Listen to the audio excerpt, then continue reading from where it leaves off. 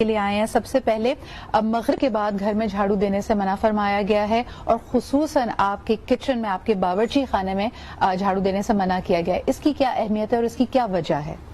یہ حدیث شریف میں تو نہیں منع کیا گیا لیکن بزرگوں نے منع کیا ہے. تو میں سمجھتا ہوں کہ جس طرح بہت سی ایسی بات ہے کہ کینچی کا نہ چلایا جائے, پاؤں بچے اوپر بیٹھے ہوں تو نہ ہلائے جائیں, اور اسی طرح رات کے وقت جھاڑو نہ دی جائے کیونکہ رات کے وقت جب وہ اڑتی ہیں, جو ڈسٹ اڑتی ہے تو وہ کہیں بھی جا کے بیٹھ جائے آپ کو نظر بھی نہیں آئے گی, اندھیرا ہوتا ہے. اور پہلے زمانے میں تو لائٹس کا ویسے ہی فقدان تھا.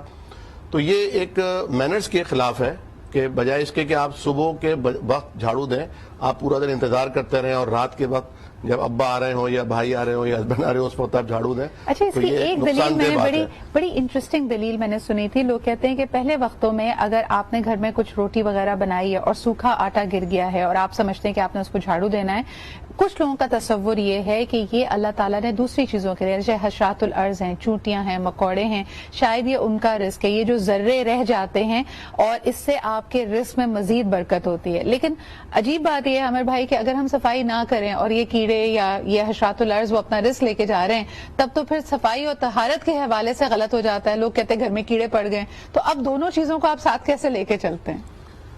شاید تھوڑی سی بات ذرا سی لمبی ہو. ایک بزرگ نے فرمایا کہ بجائے اس کے کہ اپنے گھر میں کوئی پاؤڈر چھڑکو حشرات الارض کو مٹانے کے لیے, ایک مٹھی بھر آٹا ان کے جہاں پر وہ زیادہ نکل رہے ہوتے ہیں وہاں ڈال دو, کیونکہ وہ نکلتے ہی اپنا رزق لینے کے لیے ہیں. جب وہ وہاں آئیں گے اور ان کے ذرا سے منہ میں تھوڑا سا رزق آئے گا تو وہ چلے جائیں گے. دوسرے ایک بزرگ کے بعد ایک صاحب گئے اور کہا کہ میری بیٹیوں کی شادیاں نہیں ہو رہی ہیں اور گھر کے حالات بہت خراب ہیں, تو انہوں نے کہا کہ 200 بھوکوں کو روز کھانا کھلایا کرو.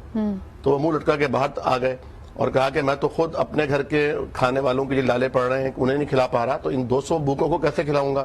تو ایک دانشور وہاں موجود تھے, سمجھدار آدمی, ان سے جب مشورہ کیا کہ تم اداس نظر آ رہے ہو, کیا وجہ ہے؟ تو انہوں نے کہا کہ میں آستانے پر گیا تھا, بابا نے مجھ سے یہ کہا کہ 200 بھوکوں کو روز کھانا کھلاؤ.